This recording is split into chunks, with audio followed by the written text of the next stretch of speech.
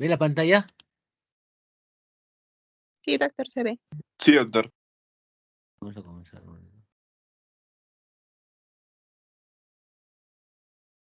Muy bien.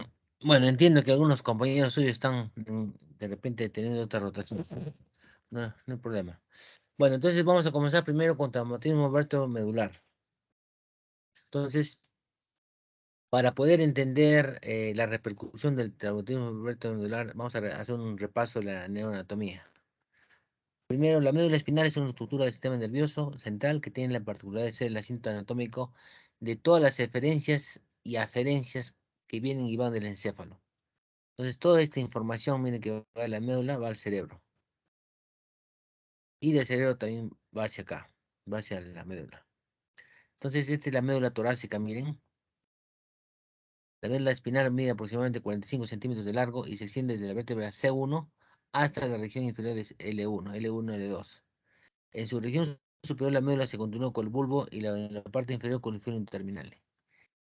Esta disección corresponde a la médula espinal y acá quiero que ustedes tengan en cuenta que en relación a las otras partes de la médula torácica es la que más proclive está para lesionarse. ¿Por qué?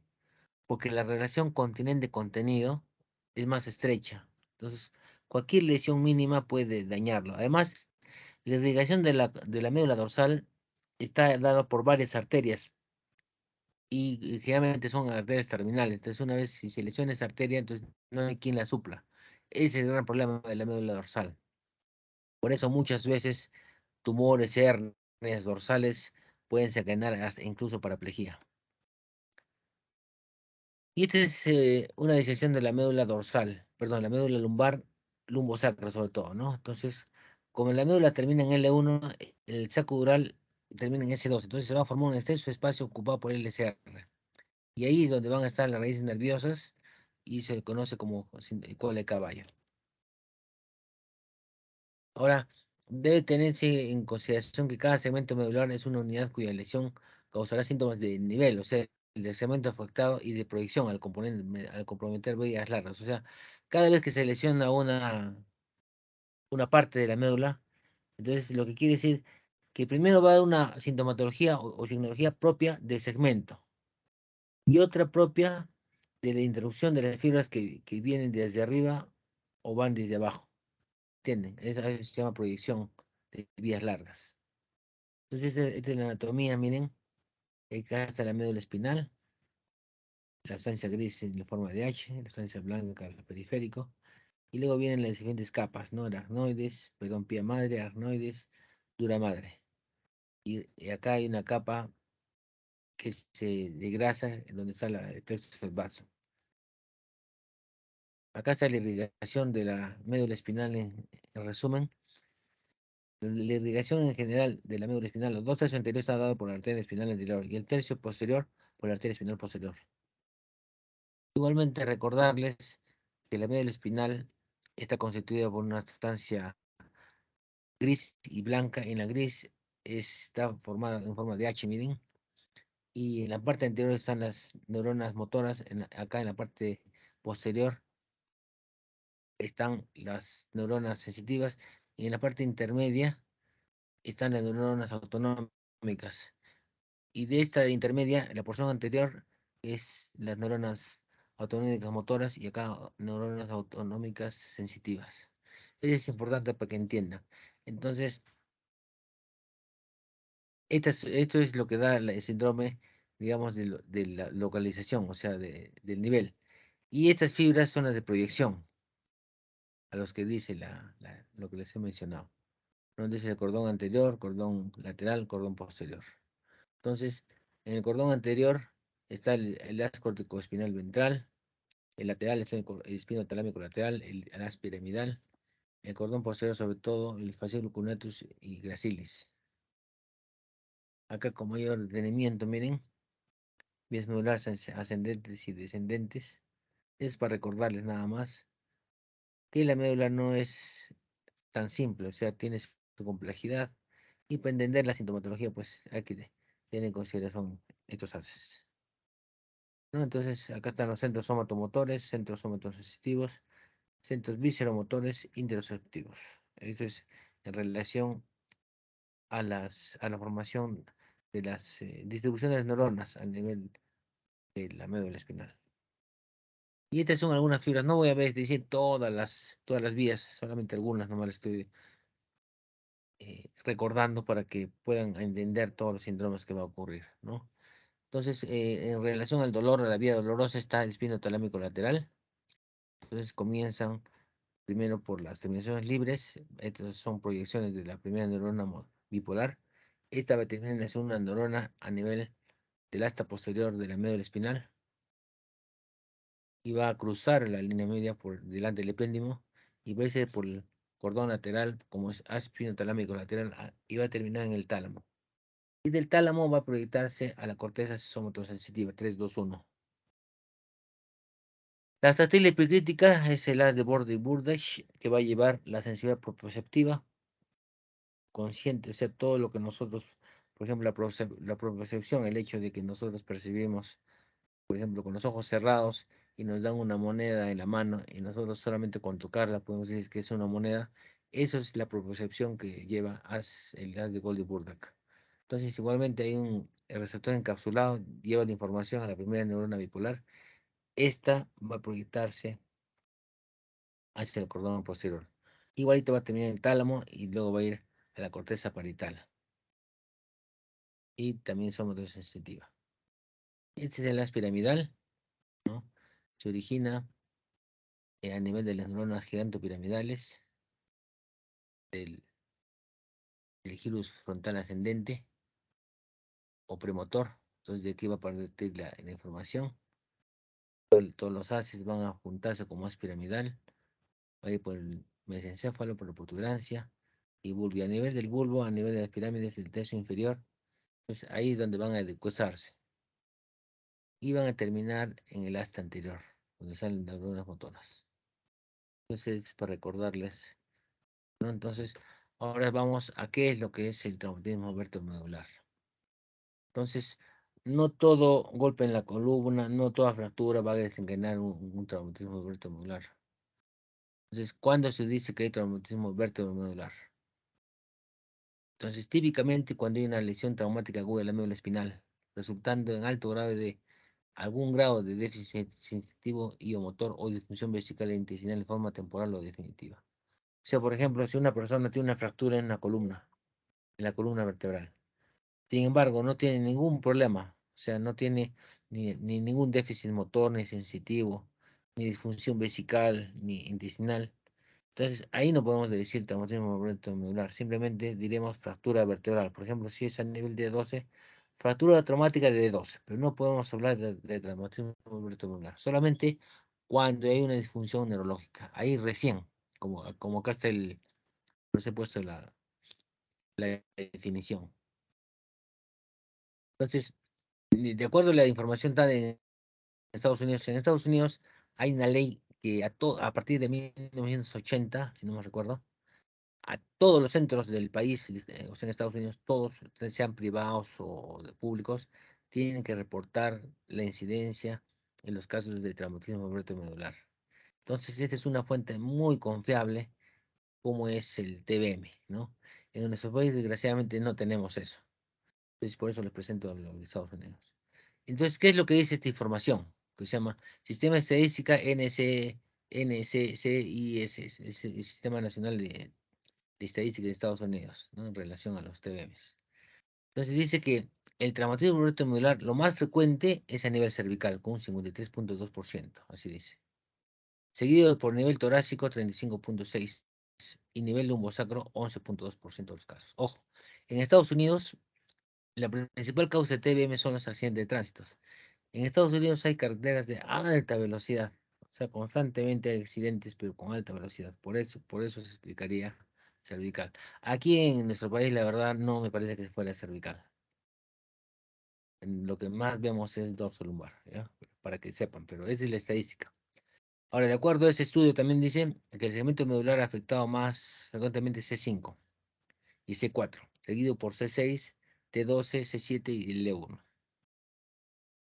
Ahora también lo que me manifiesta es una vez que el paciente se es dado de alta, sea operado o no, eh, más cuando ya se va a rehabilitación, el 47.5% de personas tuvieron una lesión completa del médula espinal, o sea, con A hacia A. O sea, ¿qué quiere decir? Que salieron casi la mitad parapléjicos. Y un poquito más de la mitad incompleto, o sea, por lo menos con cierto movimiento, ¿no? También nos dice que el 42.7% de los pacientes con TBM tuvieron uno o varias lesiones asociadas. O sea, no solamente fueron problemas de la columna, sino también como después vamos a mostrar, traumatismo craneano, trauma torácico, trauma abdominal. Esto es de acuerdo a los datos de lo que le digo, del 2006 al 2009. Ahora, ¿cuáles son esas lesiones asociadas al traumatismo vertebromedular? Son el TEC moderado a severo, fracturas extraespinales que requirieron cirugía, traumas faciales que comprometieron órganos sensitivos, por el ojo, la nariz, el oído, trauma torácico que requirió un tubo de drenaje torácico, amputaciones traumáticas de un brazo o pierna, hemorragia interna abdominal. Estas son las lesiones asociadas al traumatismo vertebromedular. Entonces, en el TBM, la parálisis permanente que genera este cuadro conlleva una mayor discapacidad, expectativa de vida baja y altos costos económicos. Pues debe tenerse en consideración también que el 5 al 25% de las lesiones cervicales se producen durante el traslado. Esto es importantísimo. Desgraciadamente acá muchas veces nosotros no participamos, ¿no? Pero miren, del 5 al 25% de las lesiones cervicales se agregan, o sea, se agravan durante traslados. Cuando hay accidentes de tránsito, cuando hay caídas, los que desgraciadamente lo auxilian, pues lo sacan como pueden y lo meten al carro, como sea.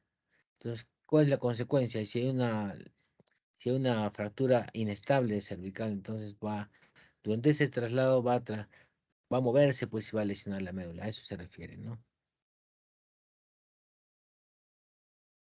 Igualmente, el traumatismo vertebromedular es una entidad que afecta sobre todo a los pueblos traumatizados. Según el tipo de lesión medular, el déficit postraumático puede ser una paraplegia, tetraplegia o hemiplegia. Y la frecuencia del TBM es aproximadamente 28 a 50 pacientes por cada millón de habitantes por año. La mayor parte son, desgraciadamente, adultos jóvenes, sobre todo varones. Y más del 60% de los afectados están entre 16 y 30 años, imagínense, o sea, bien jóvenes. Y con una relación hombre-mujer de 4 a 1, o sea, mucho más frecuente en hombres que mujeres.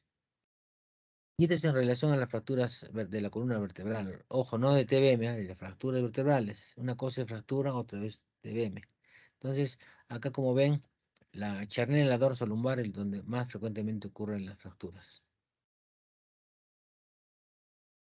Nosotros como neurocirujanos nos es importante ver desde el punto de vista neurológico qué es la estabilidad de la columna vertebral.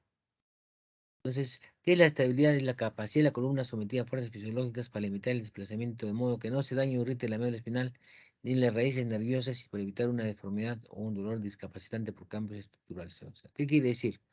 Por ejemplo, nosotros estamos caminando y nos tropezamos, caemos, bueno, nos paramos, no nos hicimos nada. Sin embargo, un paciente que tiene, por ejemplo, el caso que les he hecho, se accidenta, tiene un accidente de tránsito, sale del carro, entonces personas que están amigos o personas que están transitando paran y lo quieren ayudar. Entonces, si tiene una fractura inestable cervical, no le ponen collarín, lo agarran, lo hacen caminar. Entonces, ¿qué ocurre? Como no hay estabilidad, hay inestabilidad, entonces es incapacidad de la columna para limitar el desplazamiento. Entonces, como hay como hay inestabilidad, entonces va a desplazarse esa porción de vértebra que se ha lesionado y va a irse contra la médula y la va a dañar. Entonces, nosotros como neurocirujanos, ¿qué es lo que hacemos? Estabilizamos esta columna, como ven acá. Entonces, en el traumatismo medular hay un daño primario y un daño secundario, ¿no? Después ya les voy a mostrar con mayor detalle qué es el daño primario y secundario. Entonces, ¿cuál es el mecanismo de lesión primaria? La lesión primaria o- ocurre en el momento, es inmediato, ¿no? Entonces, ¿qué ocurre? Hay un desplazamiento de los elementos de la fractura vertebral, fragmentos óseos, discos, ligamentos que van a transmitir dicha energía mecánica sobre la médula espinal. Entonces, otros, cizallamiento, laceración, estiramiento agudo, aceleración, deceleración súbitas. Entonces, esto ocurre sobre todo durante el evento que produjo ¿no? Por el traumatismo. Entonces, en el caso, por ejemplo, que se fractura una vértebra, se fractura, entonces estos fragmentos directamente van a ir contra la médula, ¿no? Pueden ser ligamentos, e incluso una hernia discal traumática, y va a lesionarse directamente a la médula espinal. Y otros cizallamientos significa, por ejemplo, si está la persona como copiloto, por ejemplo, y ha sido contra el espaldar posterior de adelante, entonces, ¿qué ocurre? La médula ahí puede cortarse, puede lacerarse. Entonces, esa es la lesión primaria. Ahora, la secundaria tiene varias fases. En la fase inmediata, que es de 0 a 2 horas, se inicia en el momento del trauma y está dominada por el compromiso relacionado directamente con la lesión inicial, ¿no? Si hay una hernia, si hay un hueso que se ha metido a la lesión medular. La fase aguda es de 2 a 48 horas. Entonces es donde más, en esta fase es donde nosotros recibimos a los pacientes generalmente. Entonces es el periodo en que la lesión secundaria se vuelve dominante. Aquí es donde más susceptibilidad hay para realizar intervenciones neuroprotectoras, o sea, aquí. En esta fase es donde podemos actuar, desde el punto de vista médico me refiero, ¿no? Entonces acá va a haber una alteración de la regulación iónica y excitotoxicidad, va a haber una lesión mediada por radicales libres, va a haber un problema con la permeabilidad de la barrera hematoencefálica, perdón, hematomedular, mediadores inflamatorios de la respuesta inmune celular. En la fase subaguda, que va de 2 días a 2 semanas, la respuesta fagocitaria es máxima y lleva a la formación de la cicatriz glial. O sea, acá ya como luego el trauma viene a formarse la cicatriz. En la fase intermedia, que es de 2 semanas a 6 meses, se caracteriza por la continua maduración de la cicatriz glial y el crecimiento axonal regenerativo. En la fase crónica, de 6 meses para adelante, mientras se lleva a cabo la modulación y estabilización de la lesión. Lamentablemente, la lesión no permanece estática y se puede producir una disfunción neurológica tardía, porque van a formarse quistes, por ejemplo, quistes singomiélicos, hasta en el 30% de los pacientes. Entonces, al déficit que tenía, va a agregarse más déficit. Entonces, con el paso de los meses o los años, tenemos un empeoramiento neurológico tras una lesión ya establecida. Entonces, como ya les he dicho, singomiela postraumática es la más frecuente, quistes que las singomias son quistes en el interior de la médula a nivel de la lesión inicial, conteniendo líquido parecido al LCR, que pueden aumentar también progresivamente. Mielopatía por aracnoiditis. La fricción continua de relieve óseo sobre la médula provoca inflamación meningia crónica, lo cual puede conducir a desmielinización progresiva medular y o radicular. Mielopatía tardía por estenosis. Por estenosis progresiva del canal, principalmente cervical, se produce una estrechez luego de años del trauma. Entonces, eso es en relación al TBM. Ahora, una vez que nosotros vamos a examinar al paciente, es importantísimo acordarse de los dermatomas. Los dermatomas nos van a ayudar a localizar el nivel de la lesión. Entonces, a nivel cervical tenemos el dermatoma C3, C4, C5, C6, C7, C7, C8 y T1.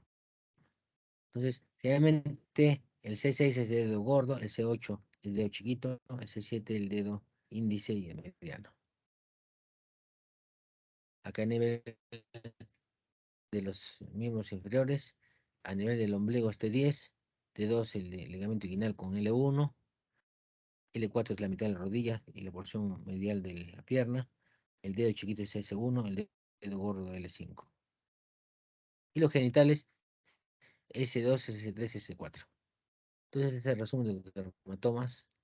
Entonces, el C2 está en el dorso de la cabeza, el C5 es la clavícula, C6 el dedo gordo, dedo pulgar, C7 el dedo medio, C8 el dedo meñique, T4 es el pezón, T10 ombligo, L1 ligamento inguinal, L5 dedo gordo, S1 dedo pequeño, S2, S3, S4 región perineal. Entonces, gracias a esto podemos nosotros localizar el nivel de la médula desde el punto de vista clínico, sin que tengamos resonancia.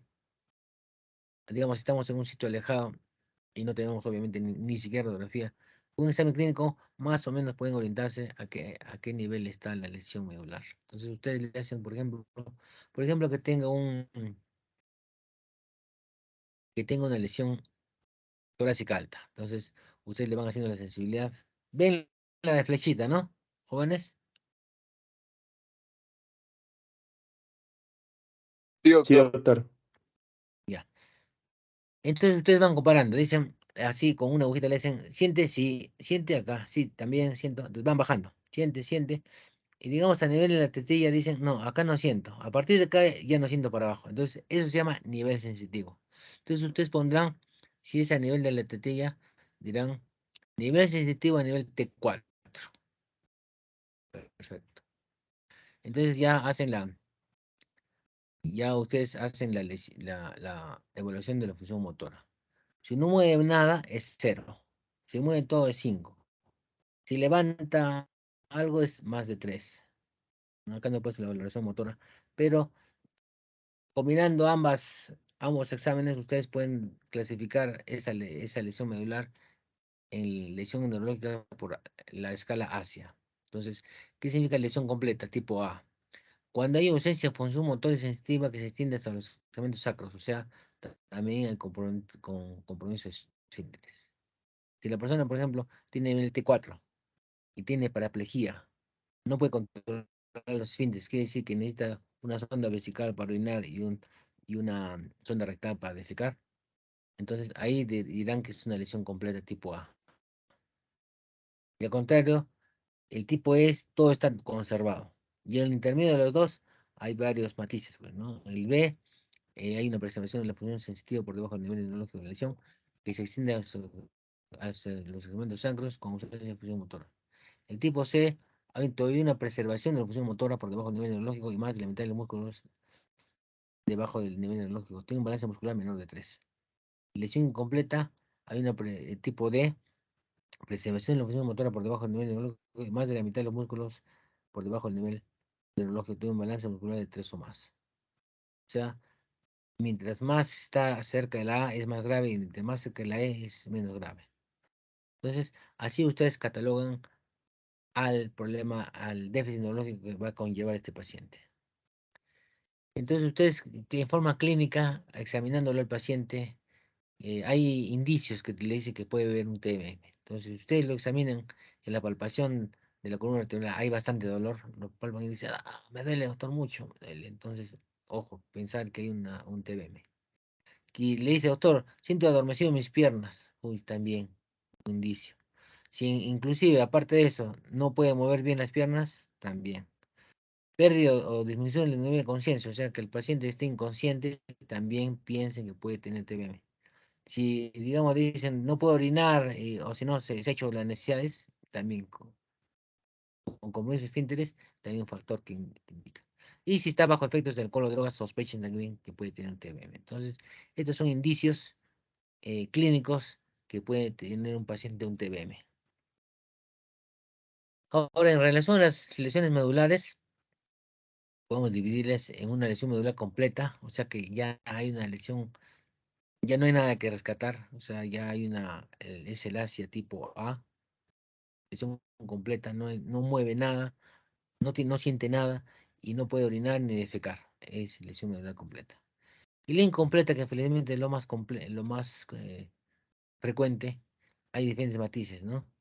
Hay el síndrome de hemisección medular de Brown-Séquard, el síndrome de Schneider centro medular, síndrome de arteria espinal anterior, el síndrome de cordón posterior, el síndrome de colon medular, el síndrome de compresión de cola. Todos estos tipos de lesiones incompletas pueden ocurrir de acuerdo al nivel.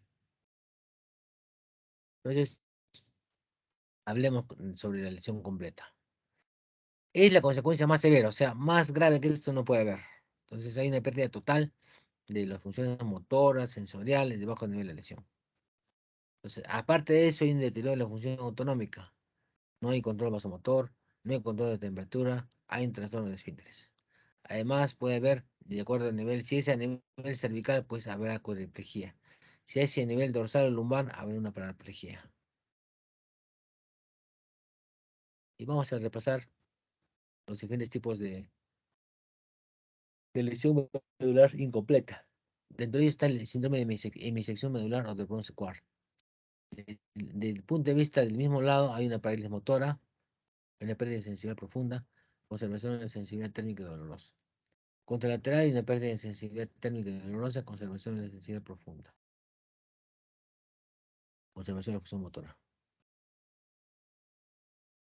El síndrome de centro medular, de acuerdo a alguna literatura, dice ese tipo de lesión medular incompleta más común.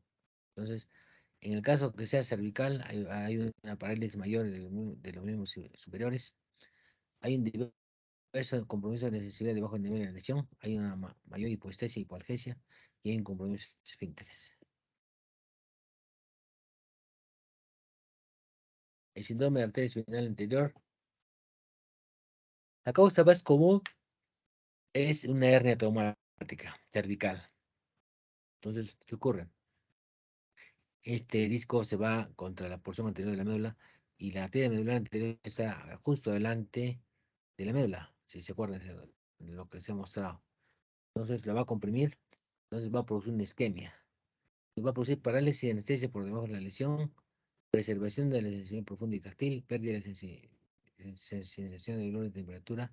Y ese es el pronóstico, el que tiene peor pronóstico de las lesiones medulares incompletas. ¿Por qué? Porque va a afectar básicamente la irrigación de la arteria, de la médula espinal. En el síndrome de cordón posterior hay una ausencia de la sensibilidad profunda, hay ataxia, sensación, temperatura y dolor normal, reflexo tendinoso. El síndrome conomedular obviamente ocurre cuando hay, por ejemplo, una fractura a nivel L1 y L2.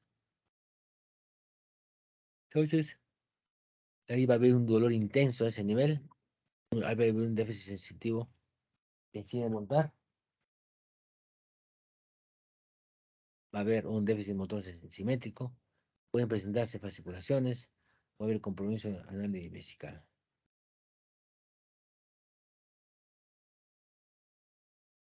El síndrome de cole-caballo va a ocurrir cuando hay lesiones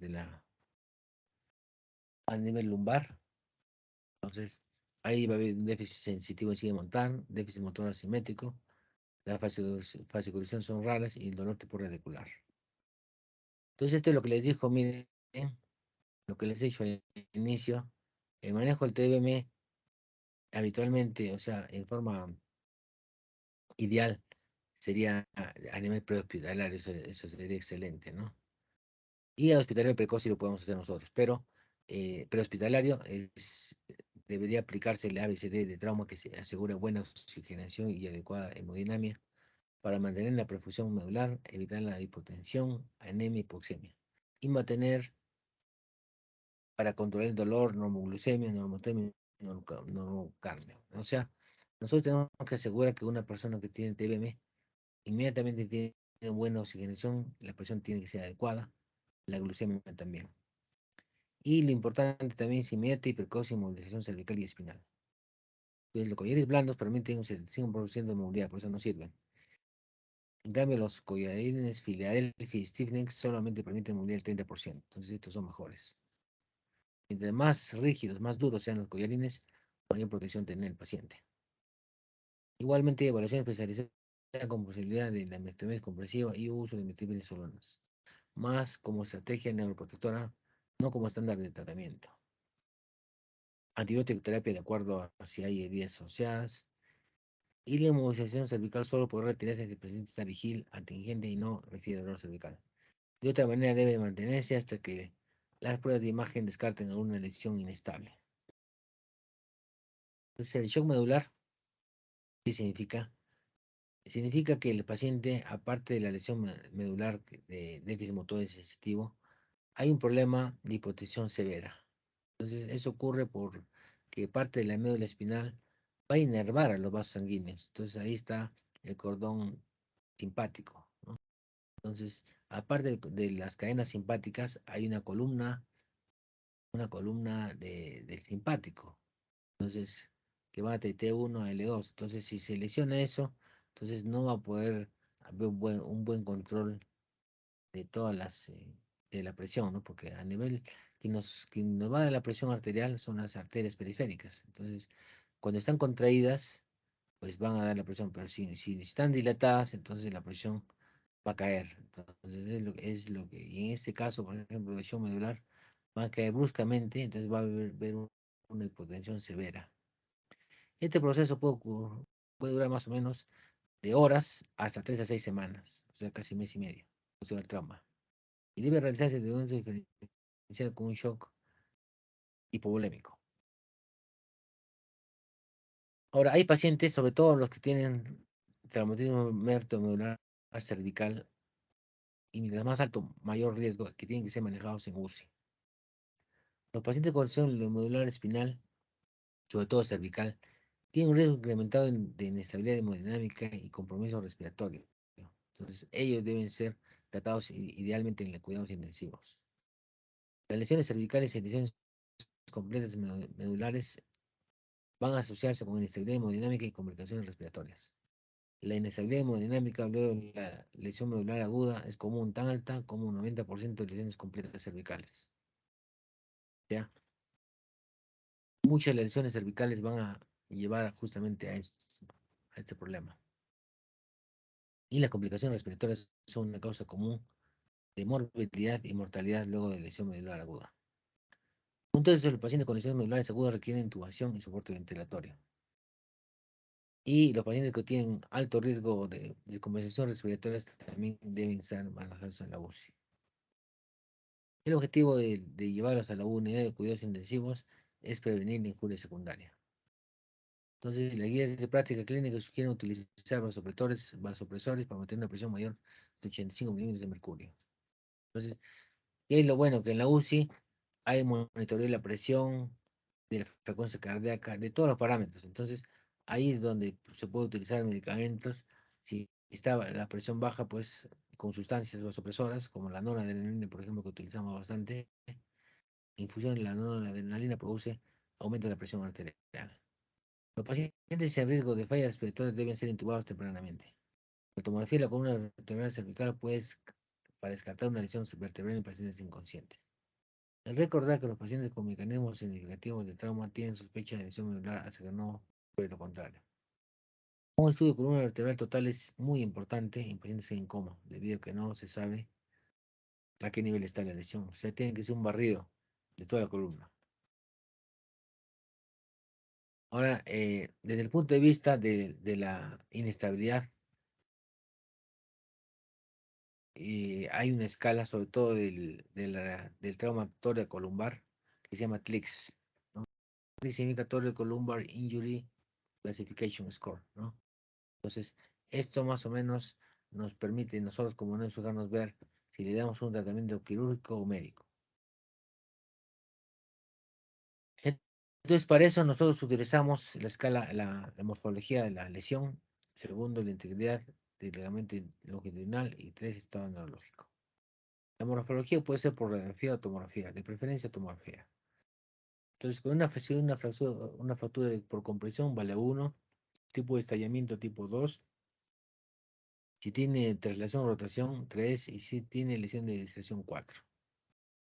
Ahora, por resonancia, solamente la integridad del ligamento longitudinal posterior solamente se hace con resonancia. Si está intacto es 0, si se sospecha que está lesionado es 2, si se ve que está lesionado es 3. En relación a estado neurológico, si no hay ningún déficit es 0. Si hay un déficit de una raíz, 2. Si hay una lesión completa, 2. Si hay una lesión completa, 3. Si hay una síndrome de caudequina, 3. Entonces, si ustedes suman esto y está en rango de 0 a 3, eso no requiere operación, o sea, por nosotros. De la columna me refiero. 4 puede ser quirúrgico o puede ser médico. Y más de 4 de todas maneras se va a beneficiar con una cirugía. Ahora, en relación al tratamiento ya médico, ahora ya vamos a estar centrando más ya al tratamiento, ¿no? Tratamiento farmacológico. O sea, sobre todo en la fase inicial de 0 a 48 horas. En las fases iniciales es lo más importante tratar. Entonces, se comenzó a hacer estudios de qué sustancias podían beneficiar el trauma, ¿no? Ya por los años 60. Y es ahí donde aparece el primer estudio que se llama NACIS, ¿no? National Acute Spinal Cord Injury Study. Se inició en 1979 y se completó en 1984. El NACIS 2 fue publicado en 1990 y el NACIS 3 en 1998. Básicamente esos estudios permiten ver el uso y el del uso corticoide, o sea, si sirven o no. Entonces, ¿cuáles son los fundamentos fisiopatológicos para el uso de corticoides en TBM? Entonces, trabajos en animales de experimentación con daño medular compresivo han demostrado la utilidad de los glucocorticoides, dentro de ellos la metilprednisolona, por los siguientes motivos. Van a mantener el aporte energético, van a frenar la lipoperoxidación postraumática, van a prevenir la isquemia postraumática, van a mejorar el intercambio iónico y degeneración de los filamentos en gatos, evidencia de recuperación funcional en animales de meditación. O sea, van a actuar básicamente en toda la cadena bioquímica que hemos visto en los mecanismos secundarios. Aquí van a actuar. Entonces, aquí es donde van a beneficiarse los pacientes, ¿no? Bueno, vamos a repasar los estudios de NACIS, el NACIS 1. El NACIS 1 es un trabajo prospectivo randomizado, doble ciego y multicéntrico. Se randomizan dos grupos, uno con altas dosis y otro con bajas dosis de corticoides por 10 días. Los resultados no mostraron diferencia con el uso de altas dosis de corticoides. Se encontró, en cambio, alta tasa de complicaciones como sepsis, tromboembolismo pulmonar, neumonía, muerte en los pacientes tratados con dosis altas. El riesgo de infección del herido operatorio alcanzó diferencias estadísticamente significativas, cuadriplicándose en los pacientes tratados con altas dosis. La conclusión del autor es que no hay evidencia de que el uso de corticoides en altas dosis sea un tratamiento beneficioso. El problema de esto es que se utilizó 10 días, ¿ya? Acá también fue publicado. El NACIS 2. Se diseña un trabajo prospectivo randomizado doble ciego multicéntrico con un total de 487 pacientes tratados. Se hicieron tres ramas. El primero con metilprednisolona 30 mg por kilo en bolo a pasar en 15 minutos en la primera hora, seguido por infusión 5.4 mg por kilo por hora por las siguientes 23 horas. El segundo grupo se utilizó otra sustancia que se llama naloxona a 5.4 mg por kilo en bolo, seguido de infusión de 4 mg por kilo por hora por 23 horas. El tercer grupo, placebo. Evaluados a los 6 y 12 meses, no se observó variación en los tres grupos. Al estratificar los pacientes en tiempo de inicio de la terapia en relación a las siguientes, se evidenció que aquellos tratados antes de las 8 horas mostraban mayor recuperación que después de ese tiempo. Entonces, este fue el punto de corte de 8 horas. O sea, todos los conocimientos que después les voy a mencionar se han basado en estudios de experimentación, no ha sido que se les ocurrió. Entonces, acá mostró este estudio que antes de las 8 horas sí mostraba beneficio de tratamiento con corticoides.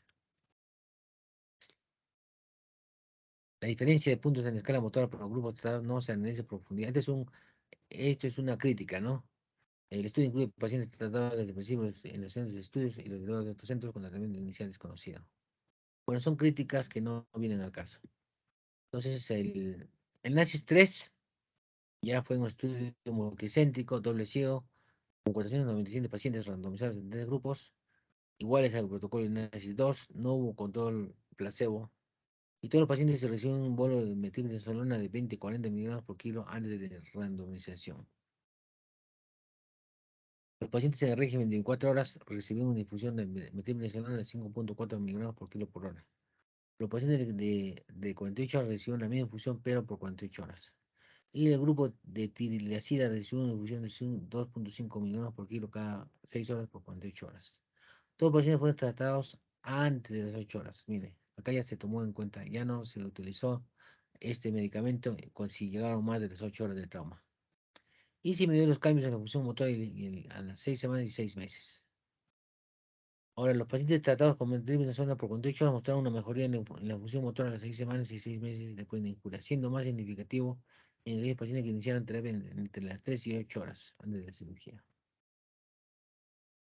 Ahora, la randomización de este estudio muestra la dificultad de los grupos. Los tratados con tilacid tuvieron peores parámetros de estabilidad hemodinámica que con otros grupos. Sí, esta es una crítica de trabajo, ¿no? Bueno, miren, ustedes van a encontrar múltiples trabajos que están a favor y en contra. Lo concreto es que hay un estudio Cochrane, que es el último, que incluso dice, ¿no? A pesar de la crítica del uso de metilprednisolona, este estudio Cochrane recomienda el tratamiento con metilprednisolona en pacientes con traumatismo medular, basados en estudios de nazis. Entonces, ¿qué dice? que la administración debe iniciarse con un bolo de 30 miligramos por kilo por hora, pasados en 15 minutos de infusión, seguido de una pausa de 45 minutos. La dosis de mantenimiento es en bomba de difusión con 5,4 miligramos por kilo por hora. Y la duración de la infusión depende del tiempo de lesión medular al ingreso al hospital. Si fue igual o antes de las 3 horas, se aplicará solo por 24 horas. Pero si vino entre 3 y 8 horas, debe aplicarse por 48 horas en total. En conclusión, tratamiento por 24 horas si llega a las 3 horas o menos, y si es entre 3 y 8 horas por 48 horas. Todas las soluciones deben tener una concentración de 62,5 miligramos por litros. ¿Y cómo se logra esto? Pues diluyendo 66 gramos de metilprednisolona con solución salina a 200 con 256 mililitros.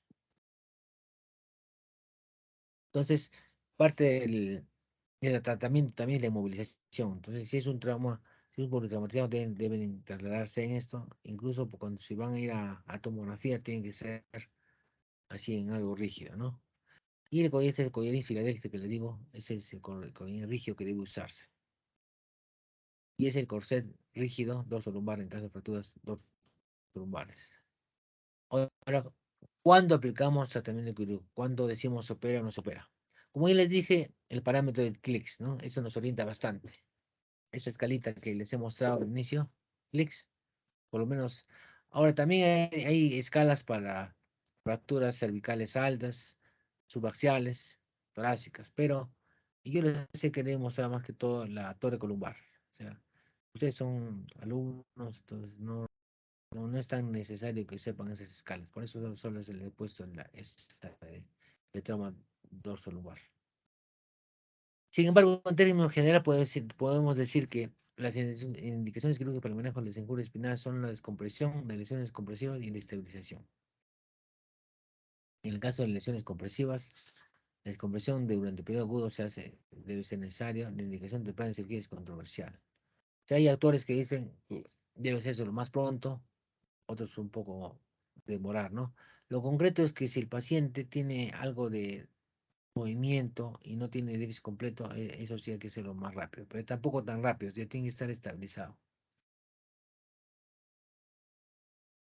Ahora, basado en modelos animales y acorde con la de Spine Trauma Study Group, la ventana crítica para cirugía de compresiva es dentro de las primeras 24 horas. Bueno, esto no es del todo cierto, ¿no? Nuestro medio no se aplica, ¿ya? Un factor crítico para la determinación de operar de emergencia y de severidad en injuria. Se considera que una lesión completa es más urgente que la descompresión de la lesión medular. Es cierto. Si el paciente ya está cuadripléjico o parapléjico, no hay una urgencia operar. En cambio, si tiene déficit de una paraparesia severa o moderada, hay que hacerlo lo más rápido posible. Pero ¿cuál es lo importante? Lo importante es que el paciente esté estable. Acuérdense que la mayor parte de estos pacientes con TBM son politraumatizados. O sea, aparte del problema de la médula, tienen un daño torácico, una hemorragia interna por ruptura de hígado, de vaso. Entonces, tiene primero que estar compensado. Y estar compensado a veces no se hace en 24 horas, se hace en 2, 3 días. Entonces, lo ideal es hacerlo lo más rápido posible, pero tampoco a expensas de que el paciente pueda deteriorarse durante la cirugía. Por eso acá dice, el tiempo de intervención quirúrgica es controversial. Como resultado de las mejoras en el cuidado de rehabilitación, muchos pacientes con TBI viven más tiempo y con más vidas productivas. Algunos pacientes con lesiones incompletas pueden presentar síndromes compulsivos crónicos. Sin embargo, pueden mejorar incluso con cirugía hasta 9 años después de injuria, imagínense. Tan noble que es la médula, las raíces. Los pacientes con lesiones completas pueden beneficiarse con la resolución de las raíces nerviosas después de descompresión. Esto es lo que nosotros utilizamos para reemplazar los cuerpos vertebrales y la lemectomía compresiva, en este caso cervical, ¿no? Se saca esta lámina, se deja la médula libre. Entonces, eso es parte de lo que se hace. O sea, en general, nosotros como neurocirujanos tenemos que descomprimir primero, estabilizar, alinear estas tres cosas. Entonces, estas tres cosas que no les he puesto desgraciadamente ahí, van a asegurar que hay una recuperación de la lesión medular. En este caso, por ejemplo, este pacientito estuvo de pasajero de un taxi en Camaná, se desbarrancó, hizo esta listesis, ¿no? 566. Y ven esta faceta, miren cómo tiene una subluxación facetaria. Entonces vino con dolor cervical o con cérvico-braquialgia derecha, le dolía bastante el brazo y cierta debilidad. Y cuando decimos la médula, miren, acá justo a ese nivel de la subluxación, había un edema medular. Entonces lo operamos. En este caso lo operamos por doble vía. Vía anterior, es vía posterior, miren los tornillos, además en laterales, y vía anterior con una placa. Entonces, ¿qué hicimos? Lo alineamos, descomprimimos y fijamos. ¿Eh? Y el paciente se fue muy bien. Esto es en relación a las lesiones dorsolumbares, que es lo que creo que vemos más nosotros. El TBM dorsolumbar no tengo un trabajo así, pero lo veo con más frecuencia en nuestro país. Porque por lo menos en Arequipa no hay carretera de alta velocidad, o sea, no hay esos accidentes aparatosos que hay en Estados Unidos. En Estados Unidos, pues ustedes ven, los accidentes ocurren a 100, a 150 kilómetros por hora. Entonces, los que sobreviven, pues básicamente la columna cervical es lo que se afecta, ¿no? Pero acá lo que más vemos es esto, traumas dorsolumbares. Entonces, acá nosotros cuando colocamos tornillos, hacemos esta maniobra de ligamento-taxis para corregirlo. La altura, miren cómo se ve, ¿no? Y le estabilizamos. Estos son algunos casos de nuestros. Una fractura traumática de L2, miren. Hemos hecho la ligamento-taxis y se ha restablecido la altura. Este es otro trauma cervical, miren. Es un última operación que hemos hecho en el hospital. El paciente se cayó del segundo piso, tuvo una fractura de C5 multifragmentaria y acá hay un daño medular. Esto blanquito que ven es una mielopatía. Debería decir negrito, está blanco. Entonces, a ese nivel ha habido un daño. Entonces, ¿qué hemos hecho nosotros? Nuestra fractura, miren. ¿Qué hemos hecho? Le hemos sacado el cuerpo vertebral que se llama corpectomía y le hemos puesto un cuerpo artificial, una malla, y su placa y tornillos. Entonces, ¿qué hemos hecho? Hemos alineado, hemos fijado y hemos descomprimido. Y con eso el paciente ha mejorado bastante, porque vino casi cuadripléjico y ahora está cuadriparético. Y está moviendo ya está levantando los brazos y las piernas comienza a doblarlas. Bueno, entonces en general, en relación al traumatismo vertebromedular, jóvenes, no sé si tengan alguna pregunta.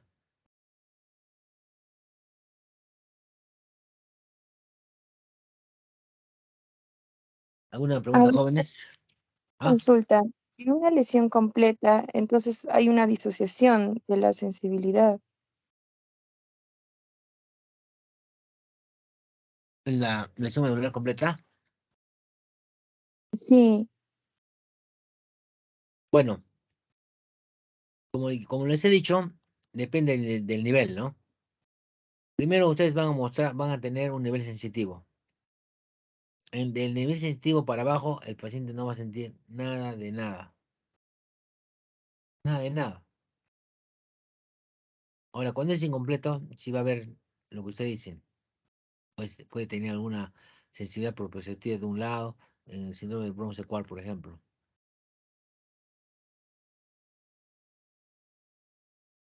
A ver, ¿cómo lo puedes explicar? en qué casos se podría presentar una disociación de la sensibilidad. En la completa, Ah, no, ¿en qué caso se podría presentar una disociación? claro, cuando hay lesión incompleta, incompleta. Ah, ya, ya. Sí, sí, gracias, doctor. Claro, miren, en la completa hay una pérdida total de todas las funciones motores y sensoriales debajo del nivel de la lesión. No hay nada de nada. Compromisión de la función autonómica, control del vasomotor, de la temperatura, todo está dañado. Y si ustedes, por ejemplo, le hacen, el caso, por ejemplo, de T4, entonces el paciente de T4 para abajo no va a sentir nada de nada, ni propiocepción. Le dicen, cierra los ojos. Ya le agarran usted el dedo gordo hacia arriba. ¿Qué dedo le está agarrando? No sé. Le pellizcan fuerte hasta que le hace una herida. Nada, no siente nada. Le ponen una aguja, no siente. Le ponen algodón, no siente. Le ponen una moneda encima, ¿qué cosa le he puesto? No siente nada. Entonces, hay una pérdida total de todos los tipos de sensibilidad. Y obviamente, si es torácico, una paraplegia establecida, ¿no? Ahora, lo que dice su compañera ocurre en lesiones incompletas. Por ejemplo, en la incompleta, el bronce quar. El tipo de la lesión, en el lado de la lesión, porque hemisección significa que se ha lesionado la mitad de la médula. En el lado de la lesión, digamos que si es derecha, ahí va a haber una parálisis motora, porque va a comprometerse directamente el haz piramidal. Va a haber pérdida de señal profunda, porque se va a comprometer el haz Burdak y, o sea, los cordones posteriores. Va a haber conservación de sensación térmica dolorosa, claro, porque el otro lado es el que le suple la sensibilidad. ¿Se da cuenta? Entonces, a eso creo que su compañía se refería, a la disociación, ¿no? Entonces, en el caso del síndrome de disección de medular, podría haber disociación sensitiva, claro, porque va a haber, acá va a haber conservación de sensación térmica, pero va a haber pérdida de la sensación profunda. No sé si me ha entendido, señorita. Ah, sí, sí, solo que en internet estaba viendo el término de disociación y hablaba de la pérdida total, entonces yo quería saber en dónde se encontraba. Ah, muy bien.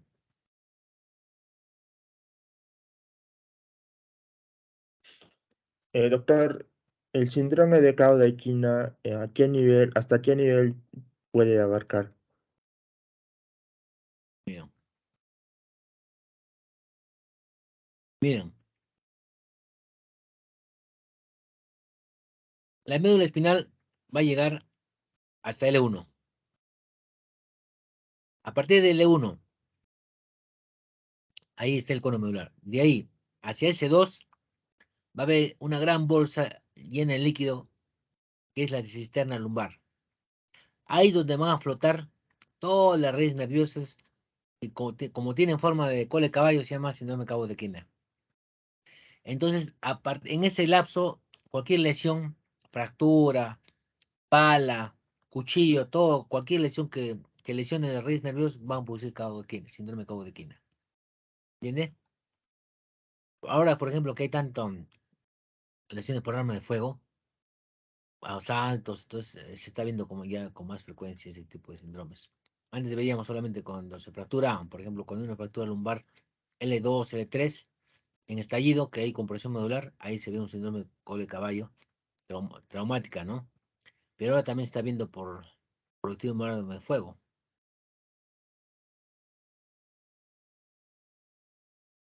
Acá está, ¿no? Entonces todo depende. Por ejemplo, a nivel del cono medular. ¿Cuándo vemos un síndrome de cono medular? Cuando hay una fractura tipo B o C a nivel de L1, L2. ¿Por qué? Porque ahí está el cono medular, entonces lo va a apretar el cono medular. Va a haber un dolor intenso en ambas piernas. Un déficit sensitivo en silla montar bilateral, déficit motor simétrico, puede presentarse fasciculaciones y hay compromiso de los esfínteres. ¿Por qué? Porque en el cono medular está el centro de regulación de los esfínteres anal y vesical. Entonces, puede dañarse eso nomás y solo y se comprometen los esfínteres. Entonces usted me dice, doctor, ¿y cómo va a ser? ¿Dónde es la lesión a nivel de cono modular? Como ya les dije, L1, L2. ¿No? ¿Y cole caballo? ¿A qué nivel?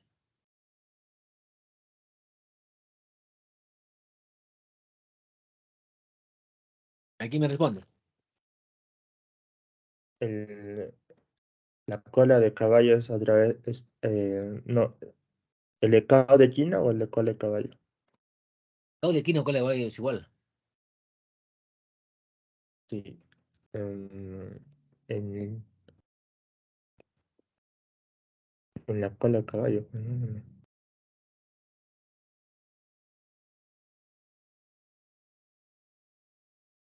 Pero, No, toda lesión desde L1 pues hasta S2, ¿no?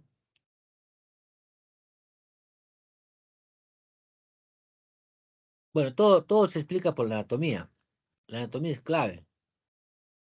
Por eso les he puesto acá grafito, solamente me faltó hacerlo. Pero acá está, miren. El saco dural termina a nivel de S2. Y hasta S2 hay una bolsa llena de líquido. Y las raíces que están flotando son las que se llama cole caballo caudequina. ¿Entienden? Por ejemplo, a este nivel. Tengo que este nivel es S1 o L5 ya. Entonces, se fractura y uno de los fragmentos lesiona todos estos nervios. Entonces, será un síndrome de cole caballo a predominio de estas raíces, de L5. ¿Cuenta? De nivel, digamos, la lesión es dorsal, entonces ya no va a ser, pues, compromiso cole caballo. Va a ser básicamente un compromiso de la médula, porque acá solamente hay médula. O sea, todo depende del nivel. Si es a nivel cervical, también va a ser médula. ¿Sí? Y va a comprometer la médula cervical, entonces puede producir hasta cuadriplejía.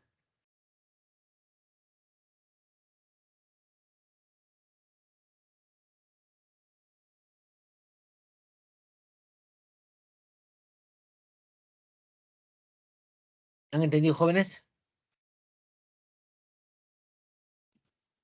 Así, doctor. ¿Alguna pregunta Doctor, más? una pregunta. Sí, el signo de cinturón de seguridad, abarca o en qué lesiones podemos verla. Bueno, ¿En qué básicamente tipo de... toracolumbares. Toracolumbares, porque el cinturón de seguridad básicamente va a proteger la columna cérvico-dorsal, perdón, dorso-lumbar.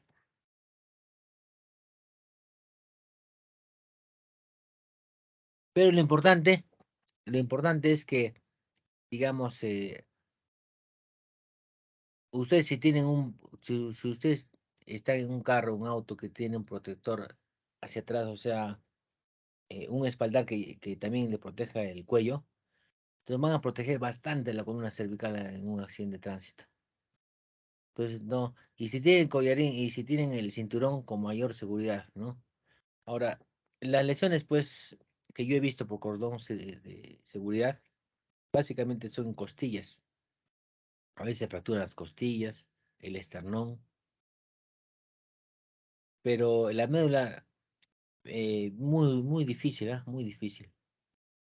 No sé si a eso se refiere usted.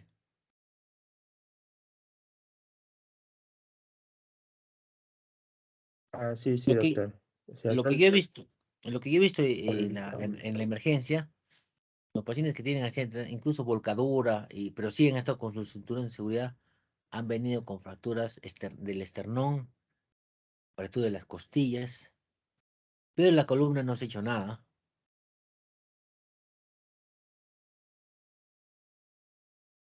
Por eso es importantísimo colocarse el cinturón de seguridad.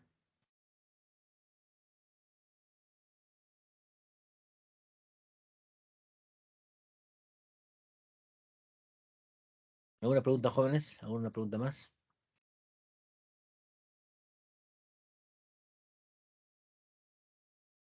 Entonces, el manejo prehospitalario es importantísimo que lo coloquen al paciente con collarín cervical rígido. Este se llama Filadelfia. Y si el paciente es inconsciente, tiene que venir en una cama rígida. Y como tratamiento de la fractura torocolumbar es este corsé rígido, dorso lumbar.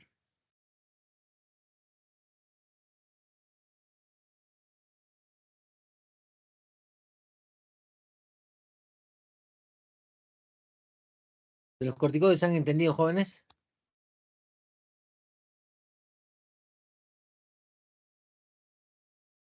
Así, doctor. ¿Han entendido? Sí, doctor. Bien. Bueno, ¿tienen alguna pregunta, jóvenes?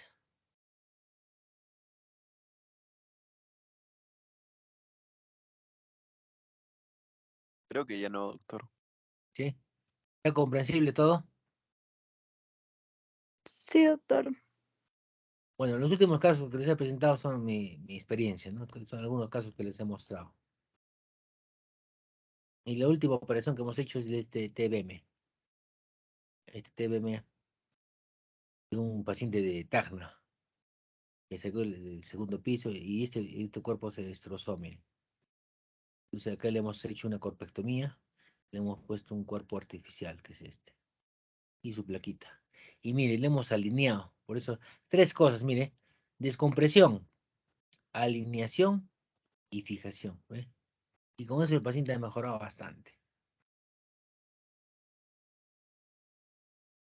Eso que quiero que sepan. Y los corticoides, ustedes van a esperar, van a escuchar, perdón, muchos comentarios que no, eso no sirve para nada. ¿Para qué le das? Yo le digo como experiencia que sí sirve.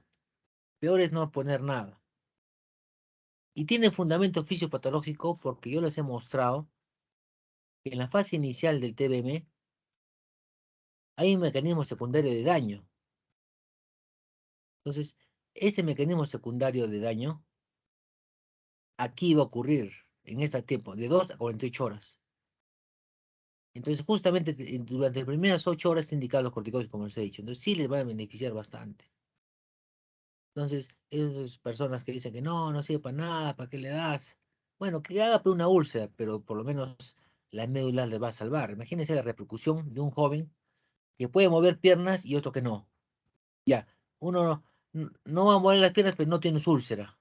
Pero ya, otro va a tener su úlcera, pero va a mover las piernas. ¿Qué prefieren?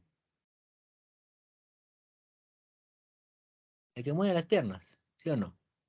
Entonces yo creo que vale la pena arriesgar a las complicaciones al beneficio que puede haber con los corticoides.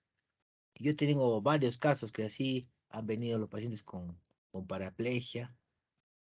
Y ojo, solamente teníamos, para la emergencia disponemos en casi todos los hospitales solo tomografía, nada más. Por la tomografía tenemos que decidir. Y la resonancia recién podemos tomar el día siguiente o los 2 días, porque muchos pacientes vienen a madrugada. Imposible hacer la resonancia, imposible. Con la tomografía no lo tenemos que jugar. Entonces, si hay fundamentos fisiopatológicos para usar corticoides, acá le estoy diciendo. Mantener el aporte energético, frenar la lipoperoxidación, o sea, todos estos son los mecanismos secundarios de daño que les he mostrado. Entonces, aquí es donde actúan los corticoides. Pero no vamos a dar a todos los corticoides, solamente aquellos que vienen antes de las 8 horas. Acá dice, antes de las 8 horas de tratamiento. Ahora, si viene entre los 6, 0 y 3 horas, ahí solamente le dan 23 horas, excelente, pues. Pero si viene entre 3 y 8 horas, se recomienda por 2 días. ¿Entienden, jóvenes? Sí, doctor. Muy joven. Entonces, si no hay preguntas, vamos a ir al otro tema, ¿ya?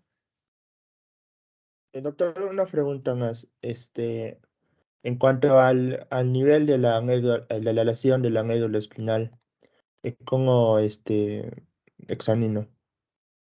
Ah, ustedes es por el nivel sensitivo. Miren. ¿Solo por sensitivo? O sea, en forma clínica me dice o en forma por resonancia. En forma clínica, Ah, por el eh, nivel de- sensitivo. Acá el ¿cómo, nivel sí, cómo sensitivo. evalúo la función? Mira, por ejemplo, la sensibilidad. La sensibilidad, digamos que es acá, ustedes le examinan, le dicen tiene una agujita o algo y le ponen acá. ¿Duele? Sí. Acá, siente dolor, sí. Acá, siente dolor, sí. Acá también. Y cuando está por la tetilla le dicen, no, acá ya no siento. De acá para abajo, no, no siento, no siento. Entonces, donde ustedes ven que siente y no siente, justo ese nivel se llama nivel sensitivo. Ponemos T4, ¿no? Entonces ustedes sospechan que la lesión está más o menos por T4. Más o menos porque también puede ser más menos 2. 2. En 2 puede ser, 2 menos. T2 o T3 la lesión. Pero ya les orienta a qué nivel está la lesión. Obviamente si es C3, C4, entonces cervical, pues. De todas maneras. Y si el paciente inclusive no mueve las 4 extremidades, con mayor seguridad, pues dicen una lesión cervical, incluso sin hacer el nivel sensitivo. El nivel sensitivo sirve básicamente para ver columbar, ¿no? Y la función motora es acá, ¿no? Pero también el nivel, si ustedes quieren tener un nivel aproximado de daño, pueden hacer también los dermatomas cervicales, por ejemplo, C3, C4, C5. Si de acá para acá no siente nada, dice nivel sensitivo C3. Entonces, probablemente la lesión sea C2, C1. No sé si he respondido su pregunta.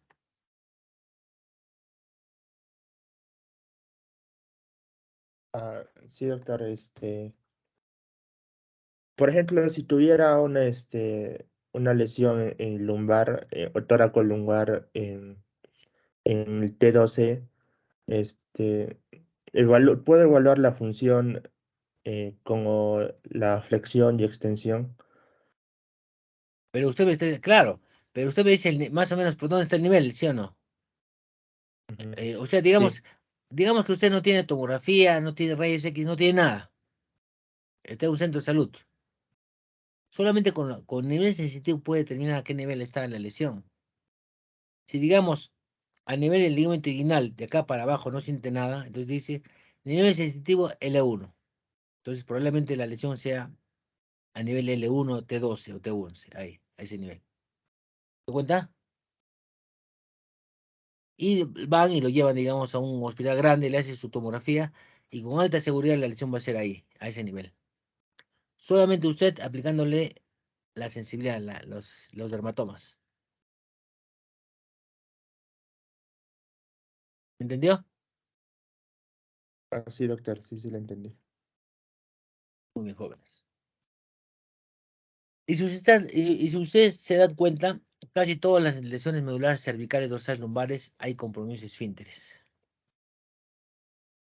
Son muy sensibles los esfínteres.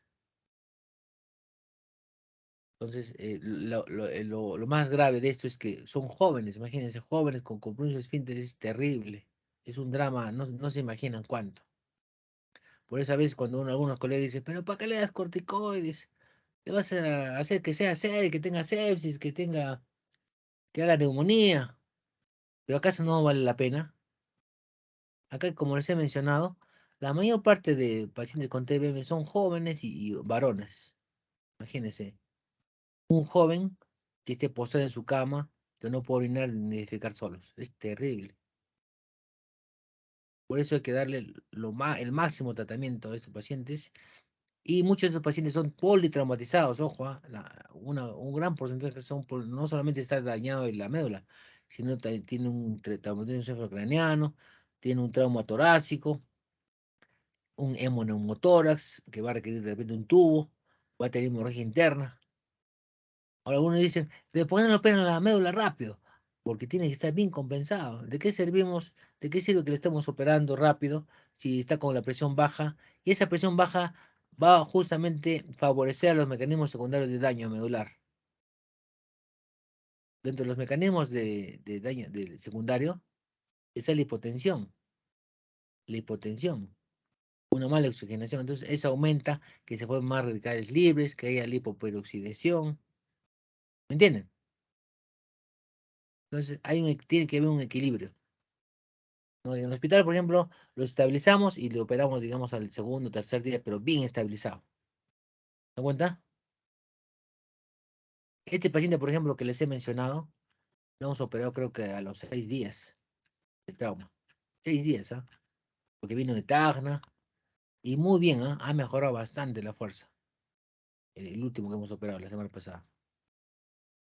Ya levanta las manos, ya está doblando las piernas y vino casi cuadripléjico. Y acá se lo hemos operado a las 24 horas, ¿no? Hemos operado a los 6 días. Ahora, lo ideal es hacerlo lo más pronto posible. Pero para eso usted tiene que contar con, en este caso, por ejemplo, que tengamos las placas, que tengamos el cuerpo, que son prótesis, que la presión esté estable, que si tiene un problema en el tórax, el pulmón se haya ya recuperado. ¿Entienden?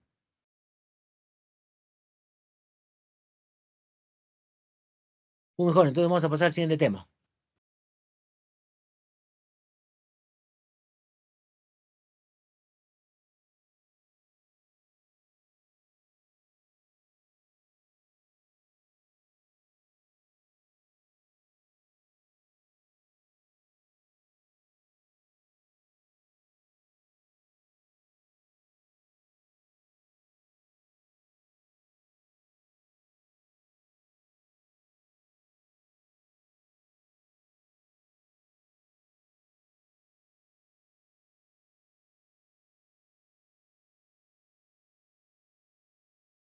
Bueno, las neoplasias raquimedulares.